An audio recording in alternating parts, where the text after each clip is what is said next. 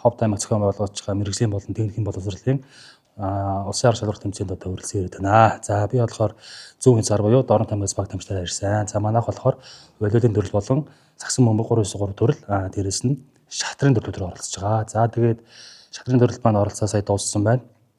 За шатрын төрөл маань болохоор Швейцар төрлөөр тоглогдсон. Бүгд одоо 17 тамирч орж бүгд одоо 7-7 тоглолт хийж одоо дууссан байна. За миний би болохоор ерөнхийдөө байрын хувьд 6 дугаар байранд ранкийнхаа хувьд 9 дугаар байранд одоо ирмэлэгдлээ. За бүгдээрээ л ер нь оюуны спорт болохоор бүгдээрээ л хүчтэй өрсөлдсөн байлаа. За тэгээд тэр дундаа бас тэр Сэлэнг аймгийн тамирчин, за дээрэс нь тэр Өвөрхангай аймгийн тамирчин, за дээрэс нь Орхон аймгийн тамирчин гэх мэт хүмүүсүүд их хүчтэй өрсөлдсөн байлаа. Ерөнхийдөө тоглосон бүх тамирчид бүгдээрээ яг нэлээд хүчтэй өрсөлдсөн бас нэг шанстай нэлээд том тэмцээн боллоо. Тэгээд ямар ч байсан бүх баг тамирчид хамт олондоо амарчсан. Баяр хүргээд дээрэс нь одоо үүдий цаашдын амьдралд назар сайхан өгсөөрөө ялцлээ да.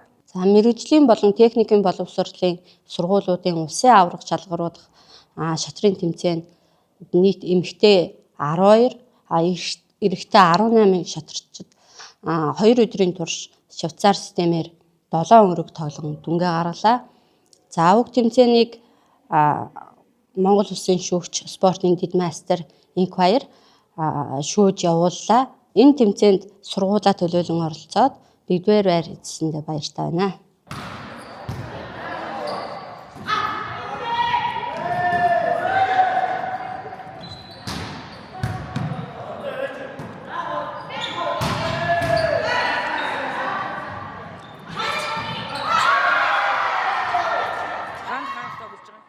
Ховд аймагт зохион байгуулагч байгаа мэрэгжлийн болон техникийн боловсролын байгууллагуудын дунд зохион байгуулагддаг багш ажилтны дунд 2025 оны системийн аварга шалгаруулалт тэмцээн 2 дахь өдрийн амжилт өргөжлөө өгч байна.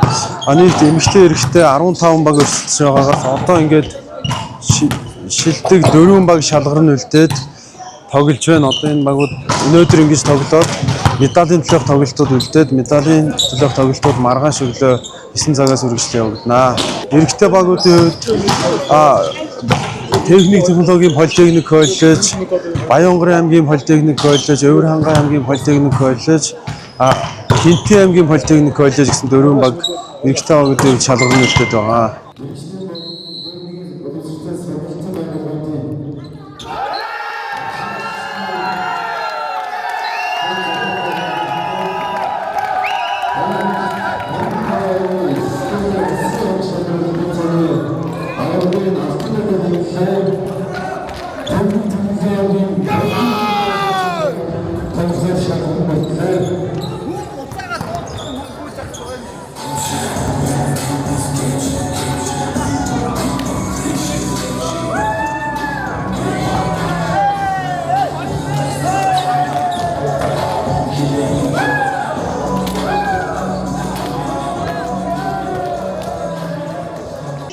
Манайх техник технологийн политехник коллеж сая зөрдөг тоглолтоо хожлоо.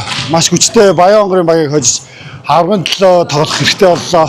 Маш их баяртай байна. Манай хамгийн чухал тоглогч маань сая тоглолтын донд бэртээд тэгсэн ч гэсэн бид нар маш хичээсний үдэнд бид нар аврагын төлөө тоглохоор боллоо. Одоо яг энэ шилдэг 4 баг үлдсэн байгаа. Хинтэн, Өвөрхангай, Баянгар гэсэн 4 баг маань маш хүчтэй байгаа. Мэдээж бид нар энэ тэмцээнд маш их бэлдсэн. Аврагыг авахыг зорж ирсэн. Тийм болохоор бид нар маш хичээж байгаа. Одоо хамгийн нэг хүн дотоод тоглохоор болцлоо. Тийм болохоор бид нар илүү арга барилаа өөрчилж илүү сайн тоглохыг хичээнэ.